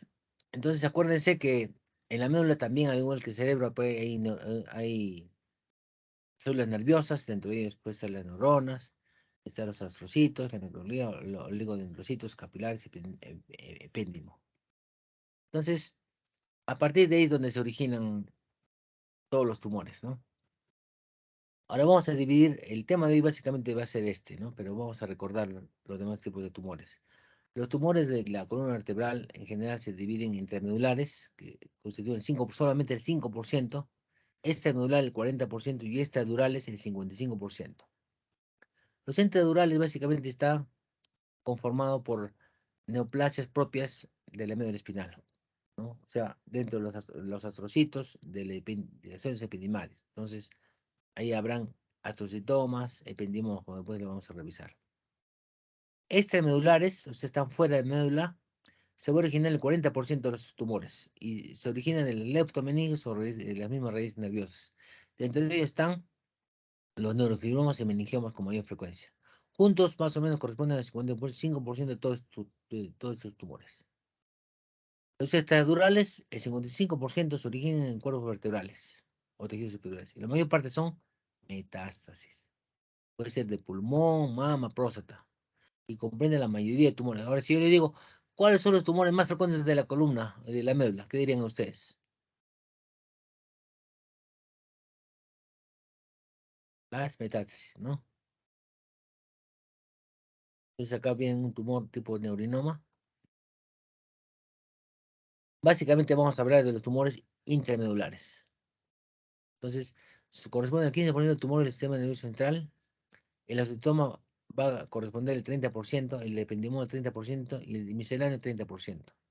Dentro de ellos va a estar el glioblastoma maligno, quiste epidermoide, dermoide, teratoma, hemangioblastoma, neuroma. Vamos a hablar del ependimoma. El ependimoma es el tumor del glial más frecuente en la porción baja de la médula espinal, o sea, de la médula de la médula sobre todo dorso-lumbar baja, ¿no? Del cono y filum. Tiene un lento crecimiento y es benigno. Leve prominencia en hombres. El pico está entre la tercera y sexta década de la vida y casi el 50% de los casos se ocurre en el filum terminal. O sea, al final, ahí se origina el ependimoma. Fisiológicamente puede ser papilar, celular, epitelial mixto o mixto papilar. El ependimoma mixto papilar es el más frecuente y la reacción quirúrgica debe ser lo más pronto con microscopio. O sea, tiene que ser una resección microquirúrgica. Acá es el ependimoma bien extenso. El filum terminal, o sea, de ahí se ha originado, ocupó casi todo el canal raquídeo. El osteocitoma es raro en los primeros años, el pico de incidencia es entre la tercera y quinta década y es más frecuente en mujeres que en hombres, en relación 3 a 1. Ocurre en todos los niveles torácicos, sin embargo es el más común, luego el cervical. Y el 38% son quísticos. Y si tiene quistes, pues usualmente tiene gran cantidad de proteínas. Acá ven, miren, acá es el tumor. Acá se ha hecho una melotomía y debe ser blanquito, miren, y el tumor es medio rojo. Entonces, la resección microquirúrgica de un astrocitoma. Luego están la miscelánea, dentro de ellos está el tumor dermoide y epidermoide. Los tumores epidermoides son raros en la niñez, ligero predominio en mujeres, más frecuente en el nivel cervical y región torácica alta. El lipoma puede ocurrir en conjunción con disrefismo espinal, o sea, aparte de que tenga mielomeningocele, también puede haber lipoma. Sin embargo, en caso que no haya lipoma, ocurre con mayor frecuencia en la segunda y la quinta década. Se trata de que hay hemartomas, no hay prominencia de sexo y la región cérvico-torácica es la más frecuente. El hemangioblastoma también es otro tipo de tumor, es altamente vascularizado, requiere un tratamiento con microquirúrgico y como es altamente vascularizado debe verse como un tratamiento similar a la malformación arteriovenosa, ¿no? Usualmente no es infiltrante y bien delimitado. En general, entonces, estos cuadros de tumores medulares, el dolor es la molestia más frecuente. O sea, si duele la columna, pensar en eso, ¿no? Casi siempre presente en tumores de filum. Puede tener diferentes patrones, radicular, Sin embargo, si tiene un dolor radicular, no hay patrón dermatomal como sí existe en las hernias, por ejemplo. Se incrementa con los menores de Valsalva y movimientos de la columna. Y en forma local puede dar una rigidez del cuello o del dorso, y lo característico es el dolor nocturno. Si un paciente tiene un dolor nocturno de la columna vertebral, pensar en un tumor siempre. Si le dice, doctor, me duele mucho la columna, pero en la noche, sobre todo en la noche, entonces pensar que es algo malo. Ya, las hernias nunca dan, en general las lesiones benignas nunca dan dolor nocturno. Realmente dan cuando caminan, cuando hacen algún ejercicio, ¿no? Pero en la noche, cuando están en reposo, lo habitual es que sea por una causa tumoral. El déficit motor usualmente sigue el sensitivo. Sin embargo, depende, pues si es cervical, dorsal o lumbar, ¿no? Si es cervical, pues comenzar con una cuadriparesia que lo llevará a la cuadriplegia. Si es dorsal o lumbar, pues habrá también una paraparesia que lleva también a la paraplegia. Y los trastornos esfenterianos usualmente se compromete más que todo el control urogenital, menos frecuentemente el anal. Y otros cuadros clínicos, pues escoliosis, hemorragia esfenoidea, masa visible sobre el medio espinal, bueno, es lo menos infrecuente, ¿no? Y acá para recordar cómo son las ACEs y las lesiones, ¿no? Entonces, dentro de los exámenes diagnósticos pueden comenzar con una radiografía con una vertebral, sobre todo cuando el paciente no tiene pues, recursos, por lo menos hagan una radiografía, por lo menos. Ahí ya van a ver si tiene fractura, ¿no? Pero no es lo ideal. Ahora, como hay tantos buenos exámenes, pero si desde el punto de vista costo, pues una radiografía cuesta 30 soles, en cambio una tomografía 300, 400 y la resonancia 700 a 1000 incluso. Entonces, por cuestión de costos, pueden, si no tiene dinero el paciente, por lo menos comenzar con una radiografía de la columna vertebral. Otro examen importantísimo es la punción lumbar. Entonces, acá pueden hacer la maniobra de Queckstead. ¿En qué consiste? Pues consiste en hacer una punción lumbar. Ustedes le aprietan a nivel del cuello las arterias y venas. Y si, digamos, se transmite la presión, es lo normal. Pero si ustedes le aprietan y no se transmite en la punción lumbar, o sea, no sale el líquido rápido, quiere decir que es positivo, que hay alguna obstrucción. Eso se llama maniobra de Queckstead positivo. El síndrome de Freud también, si ustedes le hacen la punción lumbar, digamos que la compresión medular es a nivel de 12. Entonces le hacen una punción lumbar a nivel de L2. Ustedes sacan el líquido, va a estar bien amarillo, va a haber gran cantidad de albúminas, pero pocas células. Eso se llama disociación albúmino-citológica, síndrome de Freud. Y tiene una alta tendencia a coagulación espontánea. O sea, ustedes le sacan el líquido, se coagula rápido, porque el fibrinógeno también está incrementado. Otro examen importantísimo, yo creo que el más importante es la resonancia magnética. Eso sí ha revolucionado. La resonancia magnética nos va a hacer posible diagnosticar lesiones bien pequeñas, ¿no? Sobre todo con y sin contraste, tienen que hacerse, ¿no? Y la inmunografía, antes se hacía, pues, hará pues unos 20 años, gran cantidad de inmunografías, ahora excepcionalmente, pero todavía se hace, ¿por qué? Porque en pacientes que tienen, por ejemplo, marcapasos, no puede hacerse resonancia. La resonancia es un gran imán, imagínense, le saca el marcapaso y se muere la persona. Entonces, si tiene un problema de la columna, tenemos que hacer una aminografía. Entonces, ¿en qué consiste la aminografía? Consiste en una punción lumbar y colocarle una sustancia de contraste yodada. El Pamirón es lo que más usamos. Entonces, en la aminografía se puede ver toda la columna, eh, la médula espinal, las raíces nerviosas, ¿no? Cuando hay un tumor, hay un stop, ahí se ve como, como un nivel, ¿no? Que no pasa el líquido. Entonces ahí nos puede decir que hay una masa. Y la tomografía también nos puede ayudar. Y si combinamos, si le hacemos tomografía a un paciente que le hemos hecho le hemos puesto contraste, excelente, es como una resonancia. Entonces eso utilizamos, por ejemplo, en pacientes ahora, en pacientes que tienen una prótesis, una válvula aórtica o un stent, en el cual no podemos hacerle un marcapaso, que no podemos hacer resonancia, se puede utilizar esto. El tratamiento de la microcirugía es lo óptimo. O sea, microcirugía significa operar con microscopio. Resección total en caso se pueda. Cuando no hay plan de clivaje puede hacerse solo biopsia o resección parcial. En caso de tumores malignos puede complementarse con radioterapia y quimioterapia. En caso de resección completa, la radioterapia no está recomendada. La recurrencia dependerá pues de la remoción total del total. En los epidemios mixopapilares, si se saca todo, pues excelente, un buen pronóstico. Bueno, es todo en relación a esto, jóvenes. No sé si tienen alguna pregunta.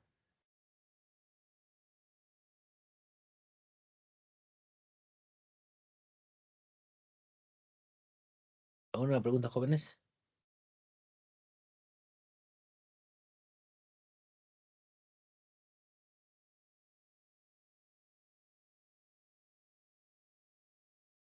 ¿Han entendido?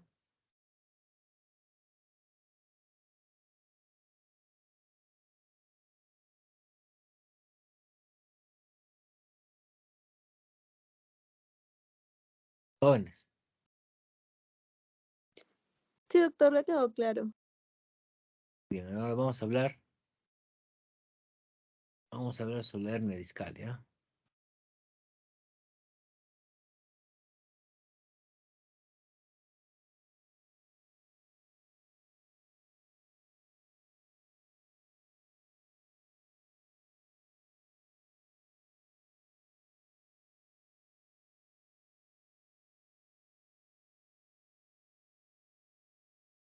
Bueno, entonces vamos a hablar sobre la hernia de columna. Es lo que más nosotros vemos como unos cirujanos, la hernia de la columna lumbar.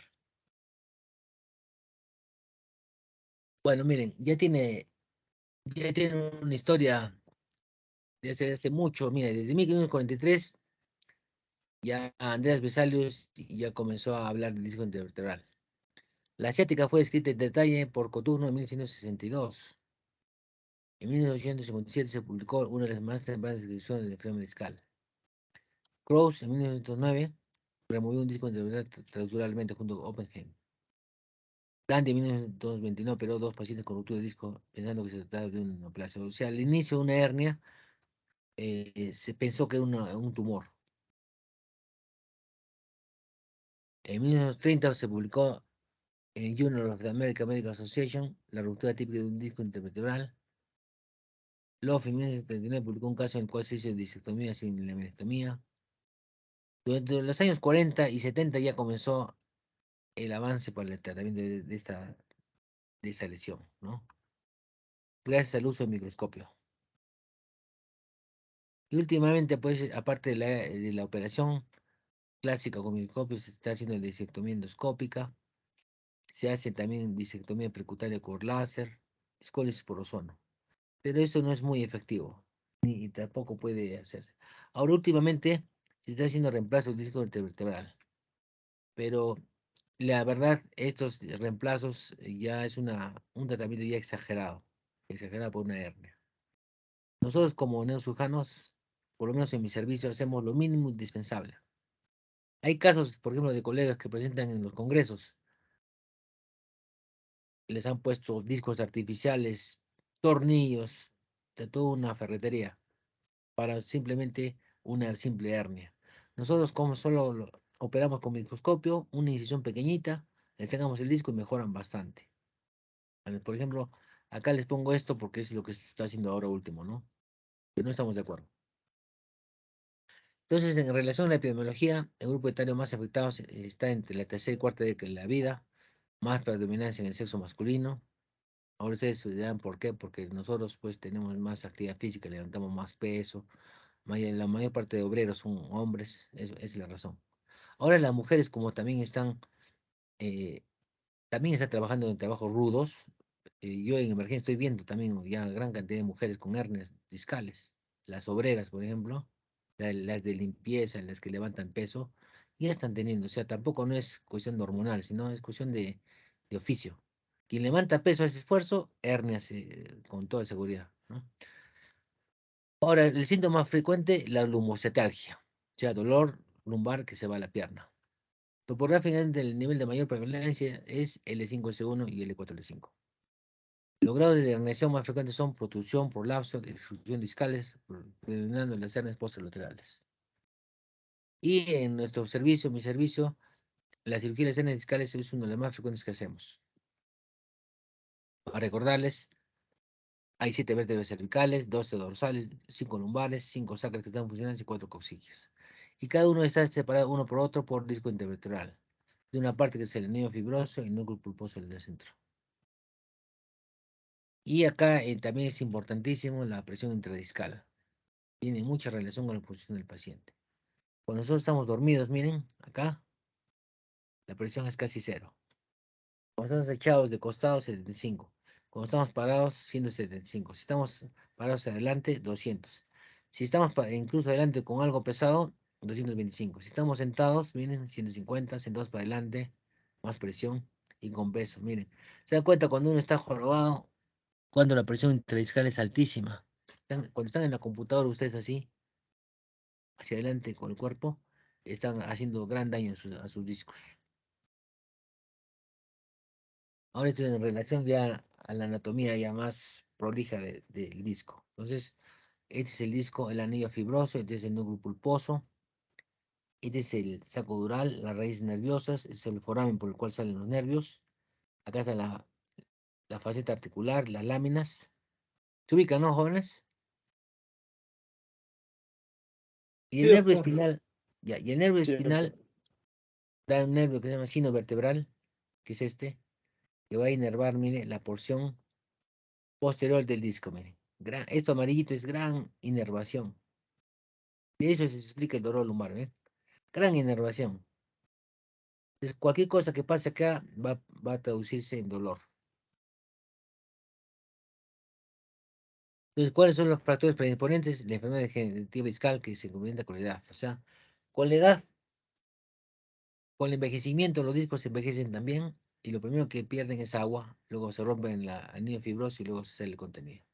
Factores desencadenantes, microtraumatismos, actitudes viciosas, profesionales, trastornos estáticos o cinéticos adquiridos o congénitos, actividades físicas violentas, ¿no? Factores fisiológicos, hipertiroidismo, menopausia. Entonces acá comenzamos ya los pasos, los tipos de hernias. La prominencia discal. El primer paso es la herniación discal, la prominencia. ¿Qué ocurre? Acá ya se rompe el anillo fibroso. Y el disco se comienza a salir, el núcleo pulposo, perdón. Y ya comienza a hacer contacto con estas fibras. Entonces, ¿qué produce? Lumbalgia, dolor. Y un poquito se irradia acá a un nervio. La segunda fase, ya se sale más todavía y ya todavía el ligamento longitudinal, este amarillito está indemne, pero ya está comprimido. Y ya comienza a comprimirse ya el nervio directamente. Entonces produce una ciatalgia también. Aquí ya se ha roto el ligamento y se ha salido más. Entonces ya comienza, esto que se llama extruido. Entonces va a comprimir más directamente la raíz nerviosa. Esta estructura anaranjada es el nervio de este lado. Este nervio debe ser amarillito, miren, acá está inflamado. Si encima se ha salido, se ha desprendido de esto, se llama migración, secuestro discal. ¿Eh? Y ya está comprimiendo los demás nervios también. Entonces, el patrón de dolor es dermatomal. En cambio, en los tumores que les he dicho, el patrón de dolor no es dermatomal. Eso es importantísimo. Hay tumores medulares, por ejemplo, que también producen dolor de pierna, pero ustedes les hacen, no tienen un patrón de un nervio, sino es difuso todo, digamos, un largo. En cambio, la hernia generalmente se afecta un dermatoma. Por ejemplo, si es una hernia L5-C1, el dermatoma es C1. Ustedes acá le dicen al dedo chiquito, le dan sensibilidad, acá sí tiene dolor, acá no. Y acá tampoco. Todo el trayecto del S1 no tiene, entonces es dermatomal. En los tumores no tiene ese patrón, esa es la diferencia. Y acá está el cuadro clínico en relación al nivel del disco. T2-L1, dolor en el gemo inguinal, porción media de muslo, déficit motor ninguno. L5-S1, dolor en porción lateral del pie, reflejo quiliano o centro disminuido. Y exámenes auxiliares, siempre comenzar con, con una radiografía de columna, una tomografía, mielografía, resonancia. Bueno, ahora ya no se hace mielografía, ¿no? Solamente se hace en casos especiales en que el paciente, por ejemplo, no se le puede hacer resonancia. Ahí sí se hace la mielografía. O sea, todavía no podemos descartar la mielografía. Es el examen de mielografía que les digo, miren, se pone el contraste y así se pinta. ¿Ven? Así se pintan los nervios. Acá una raíz, acá otra raíz. Acá ve. Acá está un poco amputada la pierna. Acá se ve, acá no se ve. Entonces acá probablemente sea el hernia. ¿Bien, jóvenes? Y la tomografía. La tomografía, por lo menos en mi hospital, lo usamos bastante. Entonces, con eso también podemos diagnosticar hernia. ¿Ven? Acá se ve la hernia. ¿Ven, jóvenes? Y acá se hipertrofia el ligamento. ¿Quién va la resonancia? Pues el Gold Star, ¿no? Acá se ven claritos los dos hernias.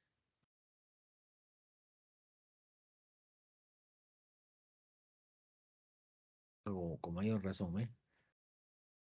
El hernia L4, L5. El disco normal debe ser así blanquito. Cuando pierde agua, se rompe el anillo fibroso y se sale el núcleo pulposo. Acá se hace más, ¿eh? Entonces, ¿cuál es el tratamiento? El primer tratamiento es conservador. O sea, la cirugía es al último, el último. Conservador. ¿En qué consiste? Reposo en cama, analgésicos, antiinflamatorios, relajantes musculares, antidepresivos. Ahora, una vez que esté mejor el paciente, se hace fisioterapia. Con esto mejora, yo diría, un 70-80% de los casos. Ahora, cuando no mejoran, ¿qué dicen? Criterios. O sea, ustedes no digan, ¿y cuándo lo operan una hernia? Hay criterios de la Asociación Americana de Neurocirugía. ¿Qué dicen? ¿Cuáles son los criterios? Falla el tratamiento conservador, por lo menos 4 a 6 semanas, o sea, 1 a mes y medio. Si uno a mes y medio no hay mejoría, ahí sí es para operación. Segundo, imágenes de resonancia, tomografía y mamografía debe correlacionarse con lo clínicamente se evidencia. O sea, tiene que haber una adecuada correlación clínica radiológica. Es decir, si tiene una hernia L5S1, por ejemplo acá, esta de acá, ya, imagenológicamente, y de repente le hacen ustedes el reflejo aquilio, no hay. El dedo chiquito le aprietan y lo punzan con un alfiler y hay hipoestesia. Entonces, hay hipoestesia S1, hay hiporreflexia aquilia y de ahí una resonancia L5S1, entonces con alta seguridad que va a ir bien, hay una adecuada correlación, es por operación. Segundo, conformidad del dolor radicular con patrones fisiológicos dermatomales, es lo que les digo, ¿no? Así también como pérdida sensorial en correspondiente segmento. O sea, lo que les digo, que en el caso del reflejo aquilio, tiene correlación con el nivel L5S1 del hernia. Entonces, si cumple con estos criterios, es por operación. El síndrome de Caudequina es una emergencia quirúrgica. A veces una hernia grandota extruida va a producir un síndrome de Caudequina, de cola de caballo. Va a comprimir todos los nervios. Por ejemplo, acá, miren.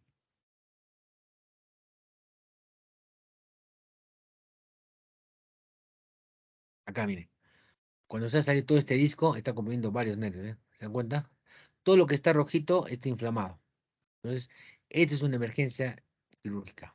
Tienen que operarse lo más pronto posible. A eso se refiere. Mm. Entonces, puede hacerse de cúbito lateral o de cúbito ventral. No se hace la amentomía y se saca el núcleo pulposo, que es este. A este paciente tranquilo. Muy bien. Muy bien. ¿Alguna pregunta, jóvenes? Doctor, disculpe, buenos días. ¿Cuáles son las características del dolor? El dolor, bueno, puede ser un dolor, digamos, tipo ardor, tipo punzante, depende del paciente, pero lo característico es que tiene un patrón dermatomal.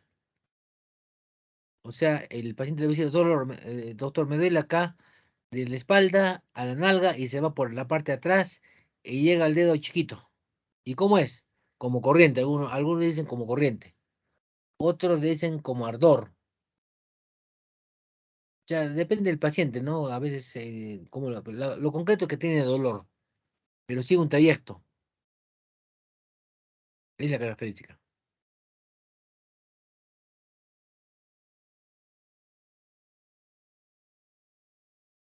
Gracias, doctor. Tengo otra duda. En el tratamiento conservador, ¿cómo exactamente se produce, pues, la recuperación del paciente? O sea, Bueno, que el mire, tendón o algo así. no, la explicación también está acá, miren. Generalmente la paciente le decimos que guarde reposo, ¿sí o no? El reposo, la presión intradiscal, ¿cuánto está? Mira, bajísima, ¿sí o no? Bajísima. El solo guardar reposo hace que la presión intradiscal sea casi cero. Entonces, porque aparte del disco hay inflamación, se desinflama, porque la presión es bajísima. Entonces, ese sería el fundamento. Y segundo, después cuando ya mejora la fisioterapia, va a ser que los músculos, porque muchos del dolor también de la columna se va a transmitir a los músculos. Entonces va a haber una contractura. Entonces la fisioterapia, ¿qué es lo que va a hacer? Justamente esos músculos va a relajar. Y va a romper el círculo vicioso, dolor-contractura. Y además, de alguna forma el disco también se va a desinflamar con la fisioterapia. Ahora, ¿cuándo el reposo? Puede variarlo, puede ser unos 5 días hasta 2 semanas. No mucho tampoco.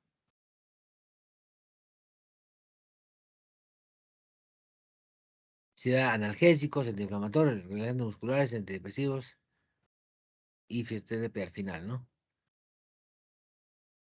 No sé si le respondió.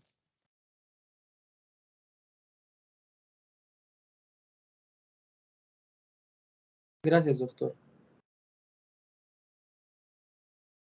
Doctor, una pregunta. ¿La angiografía tu ortografía puede reemplazar a la resonancia? Mire, se aproxima, pero no, la resonancia, pues, ahorita la resonancia es irreemplazable. Mira las imágenes tan nítidas, ¿eh? La emiografía con tomografía más o menos es así, mire. Es así, pero con contraste. Se pone blanquito acá. Pero a veces detalles no se ven. Se aproxima, pero no es igual. Pero todavía seguimos haciendo, por ejemplo, porque tenemos pacientes que les han colocado stents en el corazón, tienen marcapaso. A esos pacientes no puede hacerse resonancia porque se mueren. Entonces, ¿qué opción tenemos? Hacer la mielografía y mielotac, este examen. ¿Eh? Desgraciadamente no se ha puesto una imagen de mielotac. Le voy a conseguir, pero es entre esto y esto. O sea, este líquido se ve acá adentro. Aquí. Entonces, de forma indirecta no puede decir por dónde está la hernia.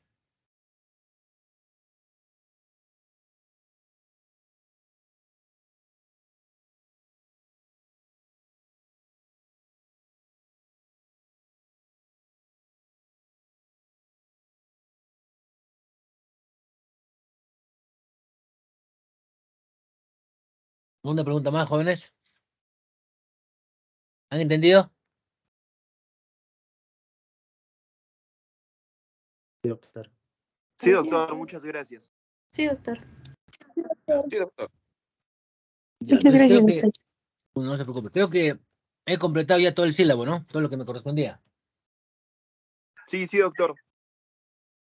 Muy bien, entonces yo le voy a mandar al delegado que me mande su correo para yo mandarle las clases, ¿ya? Ya, doctor, ahora se lo mando por su WhatsApp. Gracias. Ya. Muy bien, joven. Entonces, si no hay más preguntas, entonces acá terminamos, ¿ya? Gracias, doctor. Que tenga un buen día. Gracias. Gracias, Gracias. doctor. Sí, doctor, muchas gracias. Gracias, doctor.